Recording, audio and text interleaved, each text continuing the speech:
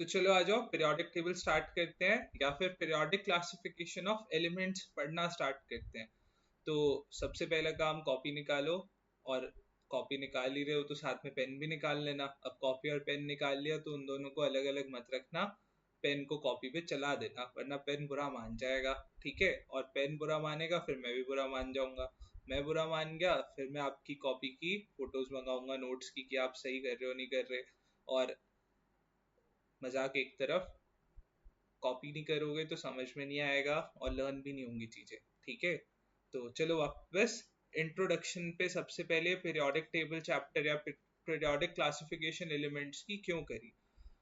Presently we no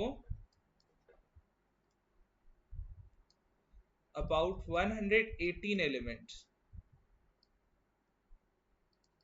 हमें presently 118 elements के बारे में पता है, नेचर में एग्जिस्ट करते हैं और उनकी प्रॉपर्टीज क्या है। पर हमेशा से ऐसा नहीं था।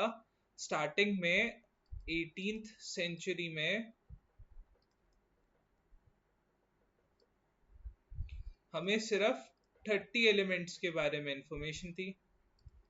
और 18th सेंचुरी में 30 के 30 elements, they all had different properties.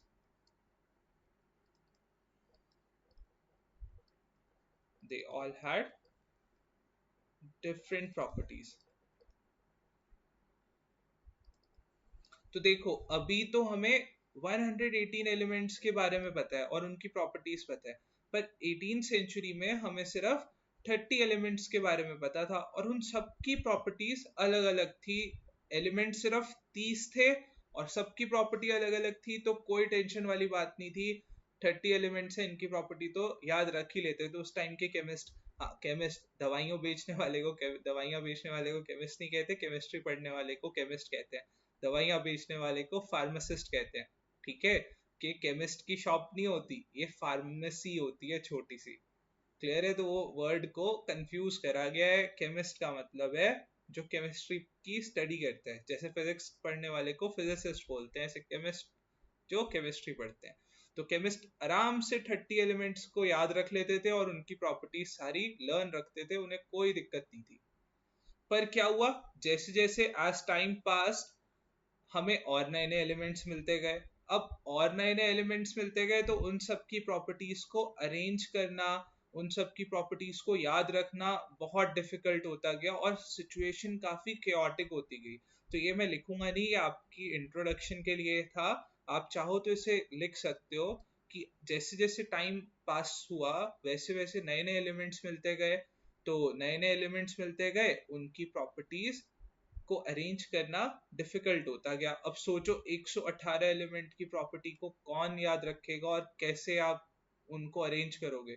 118 elements को, 30 तक तो ठीक था। तो वो तरीके ढूंढने लगे थे कि हम किस तरीके से इन्हें अरेंज करें, और उसी तरीके ढूंढने के प्रोसेस को आप इस पीरियोडिक टेबल वाले चैप्टर में पढ़ोगे। ठीक है, अब दूसरी चीज आती है इस चैप्टर में, what is the need of classification.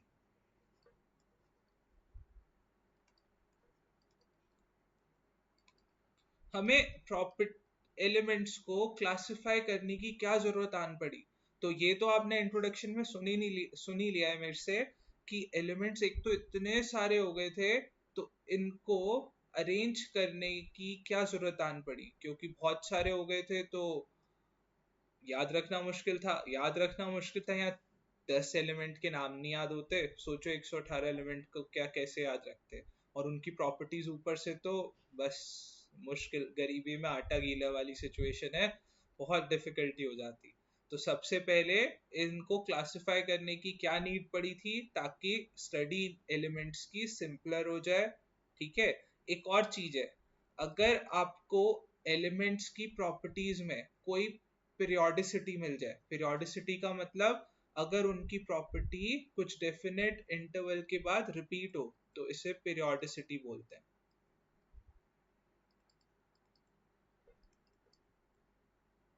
तो repetition in property of elements after some definite interval, किसी डेफिनेट इंटरवल के बाद उनकी प्रॉपर्टी रिपीट होने को पीरियोडिसिटी बोलते हैं। तो सेकेंड हमने जब अरेंज करके देखा तो हमें पीरियोडिसिटी दिखाई पड़ी, तो अरेंज करने का ये दूसरा फायदा हो गया। हमें जरूरत क्या पड़ी थी, हमने सोचा कि हम अरेंज करके देखेंगे तो क्या पता कोई पीरियोडिसिटी मिल जाए इन एलिमेंट्स में, और हमें बिल्कुल पीरियोडिसिटी आगे मिली है, और आप देखोगे भी किस तरीके से पीरियोडिसिटी मिली है। तो पहला रीजन था क्लासिफाई करने का कि सिंपल हो जाए study, simple to study elements.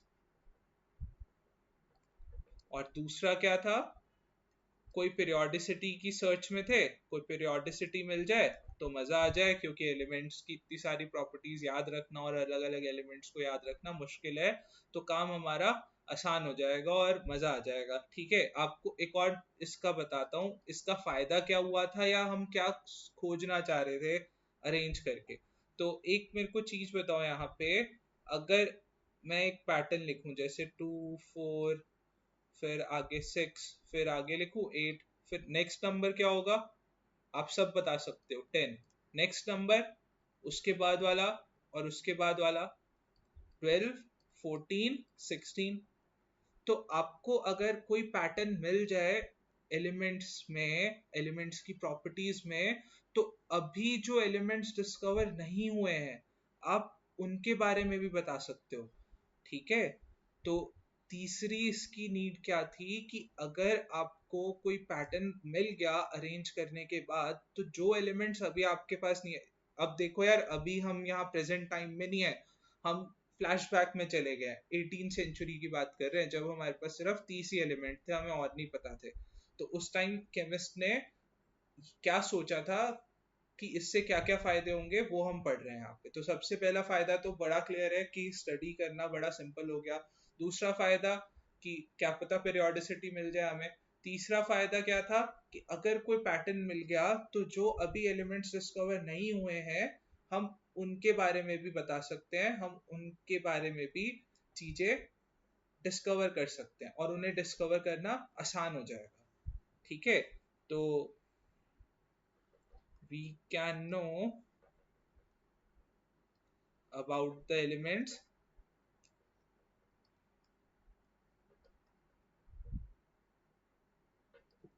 that have not been discovered yet.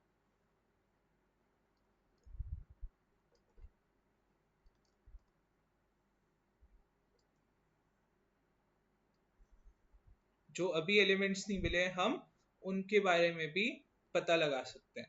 तो नेक्स्ट चलते हैं। अब सबसे पहले केमिस्ट आए थे डोबरनियर, ये जर्मन केमिस्ट थे और इन्होंने समवॉट अबाउट 1817 में सबसे पहली ट्राई ली थी। तो ये भाई साहब आगे आए, इन्होंने कहा कि मैं ट्राई करूंगा अरेंज करने की। इन्होंने क्या करा, इन्होंने कहा कि हम तीन तीन के पेयर में जो हमें एलिमेंट्स पता है उन्हें अरेंज करते हैं। तो इन्होंने जो जो एलिमेंट्स पता थे इनको उनमें से तीन तीन के पेयर बना लिए।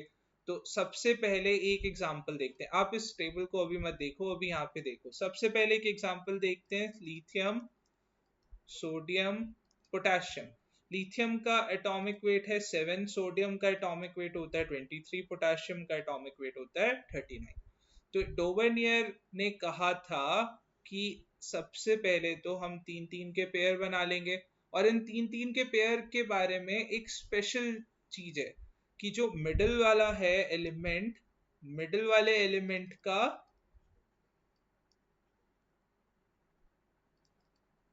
middle element have atomic weight equal to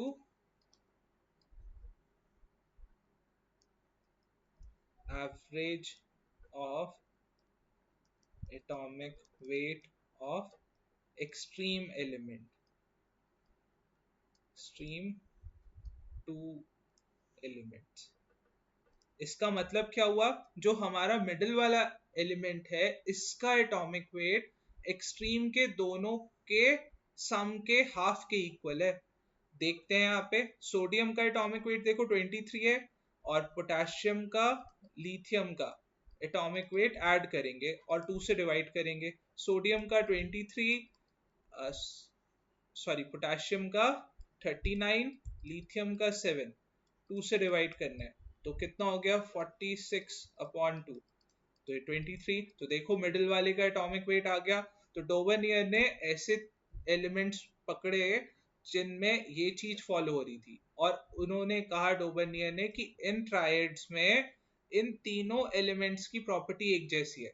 तो उन्होंने एक जैसी प्रॉपर्टी वाले एलिमेंट को उठाया जिनका एटॉमिक वेट कैसे अरेंज हो रहा था, जिनका एटॉमिक वेट में मिडिल वाले एलिमेंट का एटॉमिक वेट एक्सट्रीम वाले एलिमेंट्स के एटॉमिक वेट के सम के हाफ के इक्वल था। ये इन दोनों एलिमेंट्स के एटॉमिक वेट के सम के हाफ के इक्वल था। तो इन्होंने ऐसे ट्राइड्स की फॉर्म में तीन तीन एलिमेंट्स की फॉर्म में ग्रुपिंग कर दी। अब ये तो एक एग्जांपल था इन्होंने जिनका ग्रुप करा, ऐसे ही इन्होंने और भी ये ट्राइड्स बनाए थे। फॉर एग्जांपल जैसे SSE-TE, chlorine, bromine, iodine, calcium, strontium, barium. ठीक है, यहाँ पे आप देख सकते हो एक्सट्रीम दोनों का वेट एक्सट्रीम दोनों का सम का हाफ मिडिल वाले के इक्वल है। देख लो 137 प्लस 40/2 करा तो मिडिल वाले के इक्वल आ गया। 127 प्लस 10/2 करा तो मिडिल वाले के इक्वल आ गया, अप्रोक्सीमेटली इक्वल आ गया। ठीक है, एक्चुअली ये एक्यूरेटली वेट नहीं मेंशन है, जैसे क्लोरीन का 35.5 है तो अप्रोक्सीमेटली इक्वल आ रहे हैं। डोबरनियर ने अप्रोक्सीमेटली इक्वल लिए थे। भाई डोबरनियर ने लिए थे, मैंने नहीं लिए। तो बोलोगे सर ये तो आए नहीं है, यहाँ पे 80 दे रखा, आपका तो 81 निकल के आ रहा है। ये डोबरनियर ने लिए थे और इन्होंने तीनों का जो वेट था वो तीनों एलिमेंट्स की, जो ट्रायड में एलिमेंट्स है उनकी प्रॉपर्टी एक जैसी थी।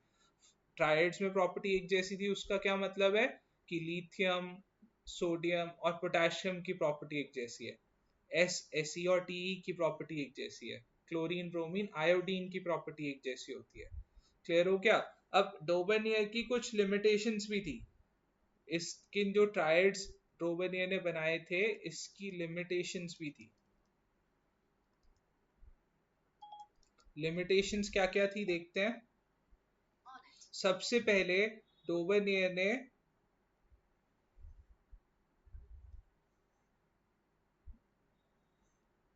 सिर्फ ये चारों एलिमेंट्स, ये चारों ट्रायड ही मिले उन्हें, उनको इसके अलावा कोई और ट्रायड नहीं मिला था। तो he could not find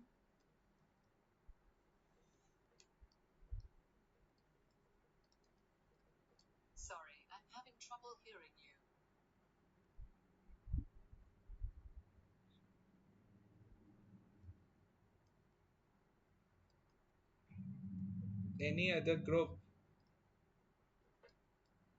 of element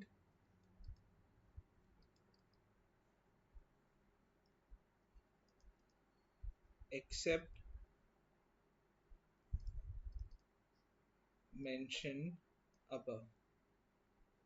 या फिर हम ऐसा भी बोल सकते हैं वो इन चारों ग्रुप्स के अलावा या इन चारों, इन 4 ट्रायड्स के अलावा एक्सेप्ट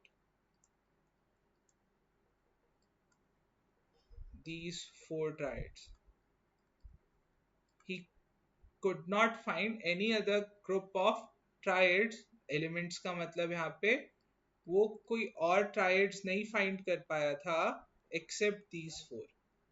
ठीक है, तो इसीलिए डोबरनियर के ट्रायड्स की मेथड को निग्लेक्ट कर दिया या फिर इसे मना कर दिया कि नहीं ये सही नहीं है। पहले तो हमने मान ली कि हाँ, पहले तो बड़ी अच्छी अच्छी सी लगी थी, बड़ी रोजी रोजी सिचुएशन लगी थी कि यार बताओ इतनी बढ़िया चीज बताई इन्होंने, तो जो मिडिल वाला एलिमेंट है उसका एटॉमिक वेट एक्सट्रीम वाले दो के सम के हाफ के इक्वल है, और इन तीनों ग्रुप में, इस ग्रुप में जो तीनों एलिमेंट है उनकी प्रॉपर्टी एक जैसी है। पहले तो बड़ा मजा आ रहा था सुन के सबको, पर जैसे और एलिमेंट्स में उन्होंने ये चीज अप्लाई करी वहां पे ये चीज फॉलो नहीं हुई, तो डोबरनियर के ट्रायड्स की मेथड रिजेक्ट कर दी।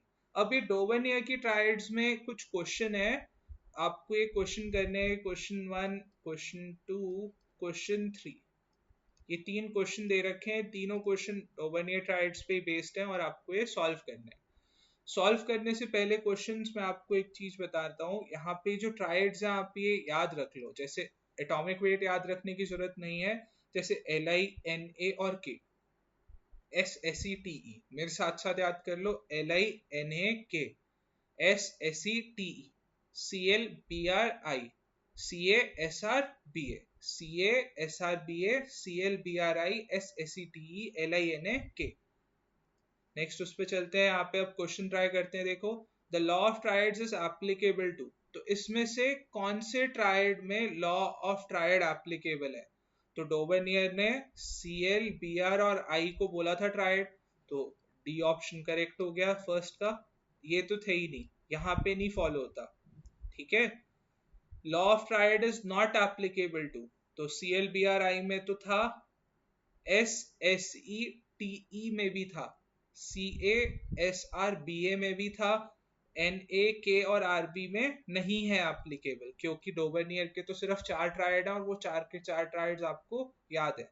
तो पेपर में कभी कभी क्या कहते हैं, define Dobereiner's law and also give 2 examples of triad. तो ये चारों एक बार याद रखोगे तो अच्छा है, उसमें से पेपर में 2 तो लिख के आ ही जाओगे। और एक ये थर्ड टाइप का क्वेश्चन भी बन जाता है डोबर्नियर के ट्रायड्स पे, बहुत सिंपल क्वेश्चन है। X, Y, Z are 3 members of Dovernier triad. X, Y, Z. The atomic mass of X is given, Y is also given. Find the atomic mass of Z. तो डोबर्नियर्स के according बीच वाले का मास extreme वालों के मास के सम के half के equal होगा। तो y का मास 23 है, x का मास 7 है, z का हमें फाइंड करना है अपॉन 2। तो 23 into 2 equals to 7 plus z 46 minus 7 equals to z 39 equals to z। तो Z का atomic mass 39 atomic mass unit आ गया, या 39 म्यू आ गया आंसर। क्लियर है? कॉपी कर लो क्वेश्चंस आराम से और फिर नेक्स्ट टॉपिक पे चलते हैं।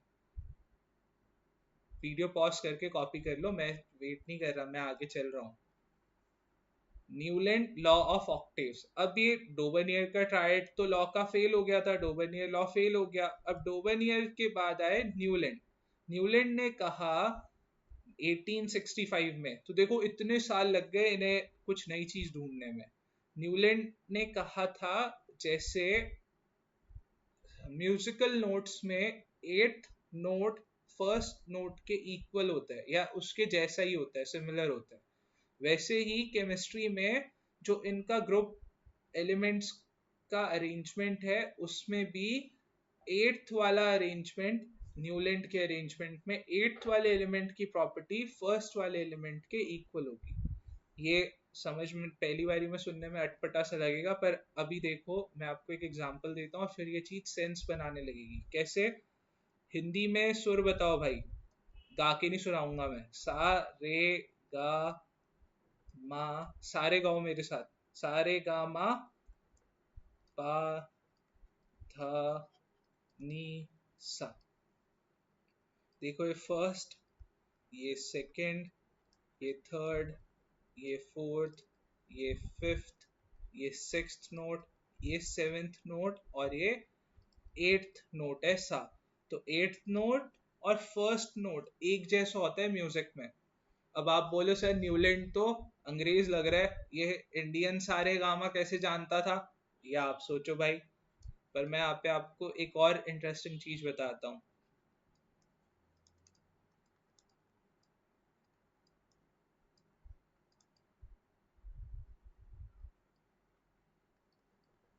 इंग्लिश म्यूजिकल स्केल डो रे मी फा सो ला टी डो, ठीक है, ये इंग्लिश म्यूजिकल स्केल है। इंग्लिश म्यूजिकल स्केल में भी फर्स्ट और 8th नोट एक जैसा होता है।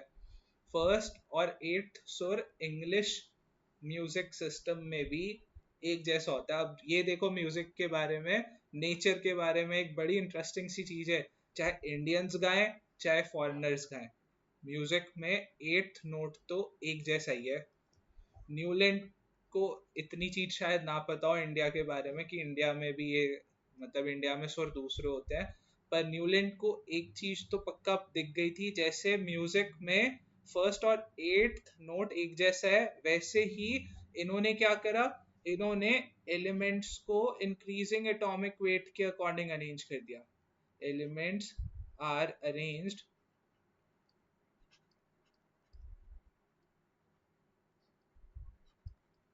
in increasing atomic weight, and eighth element had the property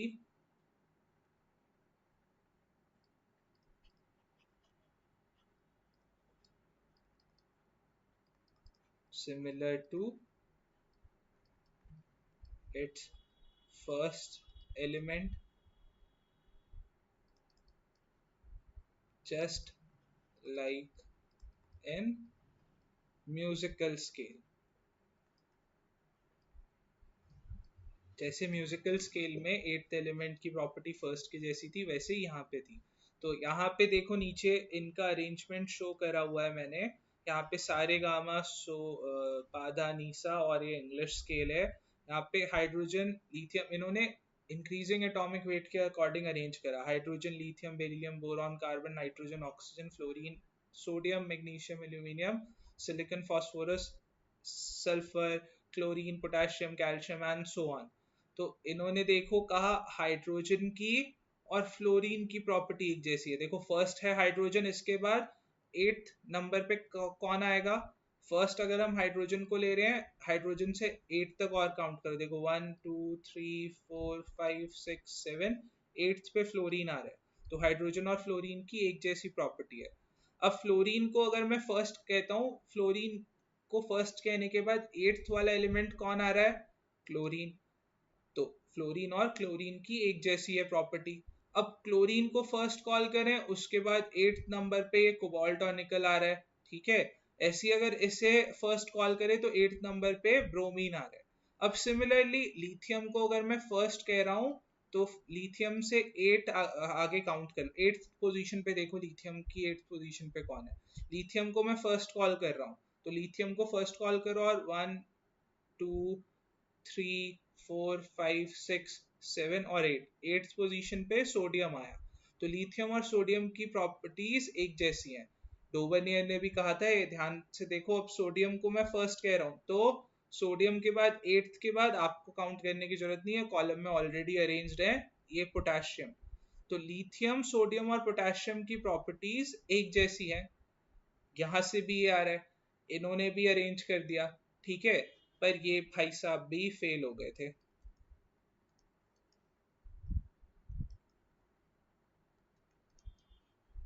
ठीक है, अब ये फेल क्यों हुए थे हम ये देखते हैं. सबसे पहला रीजन फेल होने का इनका, at that time noble gases was not discovered. इतनी कोशिश करी, इतनी सारे इंटरेस्टिंग सी चीज लगी हमें, फिर भी हमने क्या देखा कि नोबल गैसेस उस टाइम पे फिर भी ये फेल हो गए. और इनके फेलियर के रीजंस देख रहे हैं हम, पेपर में लिखने के लिए आएंगे. पहला रीजन तो ये है कि नोबल गैसेस उस टाइम पे डिस्कवर्ड नहीं हुई थी. तो नोबल गैसेस के आने से ऐसा क्या होगा, ऐसा क्या हो गया या ऐसा क्या होगा कि ये फेल हो जाएंगे. नोबल गैसेस जैसे आएंगी आपको पता होगा, नोबल गैसेस हीलियम,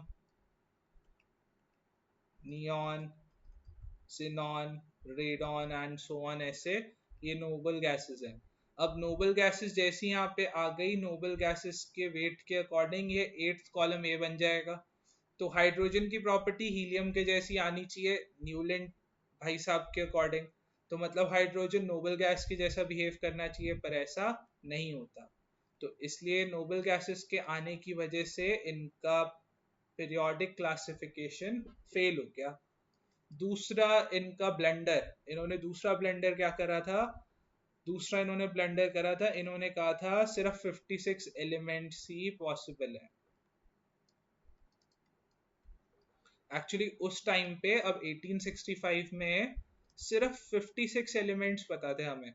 तो न्यूलैंड ने मान लिया था कि नेचर में बस 56 एलिमेंट ही हैं, इसके अलावा और कुछ है ही नहीं। इन शॉर्ट इन्होंने कहा था कि मेरे से ग्रेट कोई और है ही नहीं, अब इसके आगे कोई और कोई ढूंढ के दिखा दो। गलत साबित हो गए थे, थोड़े टाइम बाद ही नोबेल गैसेस मिल गई थी हमें। ठीक है, 56 एलिमेंट इज पॉसिबल, इन्होंने कहा था कि 56 element is possible, no more elements are there in nature। पर मदर नेचर ने इन्हें नीचे गिराया फटाफट, जितने ऊपर चढ़े थे। नोबेल गैसेस की डिस्कवरी दे दी। अब एक और लिमिटेशन अभी खत्म नहीं हुई, एक और लिमिटेशन है। लिमिटेशन एक और क्या है, इन्होंने जो अरेंजमेंट करा था वो भी कोई बहुत सही अरेंजमेंट नहीं था। आप इनका अरेंजमेंट, द अरेंजमेंट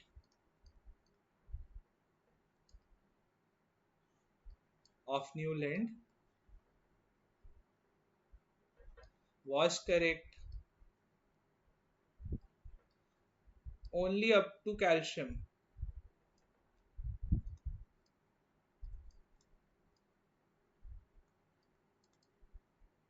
कैल्शियम के बाद इनका अरेंजमेंट ही गलत था, सिर्फ कैल्शियम तक ही सही था। ठीक है, आप भी ये चीज स्पॉट कर सकते हो। देखो इन्होंने अपना अरेंजमेंट करने के लिए ना, इन्होंने क्या करा, न्यूलैंड ने कोबाल्ट और निकल को एक ही कॉलम में घुसा दिया। पहला ब्लेंड मतलब दूसरा ब्लेंडर। तीसरा ब्लेंडर क्या करा, इन्होंने कहा कि कोबाल्ट और निकल की प्रॉपर्टी क्लोरीन और फ्लोरीन के एक जैसे के सिमिलर है, पर ऐसा बिल्कुल भी नहीं होता। कोबाल्ट और निकल की प्रॉपर्टी क्लोरीन फ्लोरीन से बहुत अलग होती है। तो यहाँ पे फेल हो गए। ऐसे ही इन्होंने सिर्फ यहाँ नहीं करा, एक और जगह करा। देखो दो एलिमेंट्स को एक ही कॉलम में, इन्होंने कहा एडजस्ट कर लो। ऐसे थोड़े ना होता है भाई, सही करने के लिए कहीं पे कुछ भी करते रहो, घर की खेती थोड़ी ना साइंस। अब नेक्स्ट आगे और क्या इन्होंने गड़बड़ करी, इन्होंने देखो आयरन की प्रॉपर्टी कोबाल्ट और निकल के जैसे होती है। इनके ब्लेंडर को मैं समझा रहा हूँ, इनके ब्लेंडर को समझाने के लिए, Fe की property is similar to cobalt and nickel, but it was placed far apart।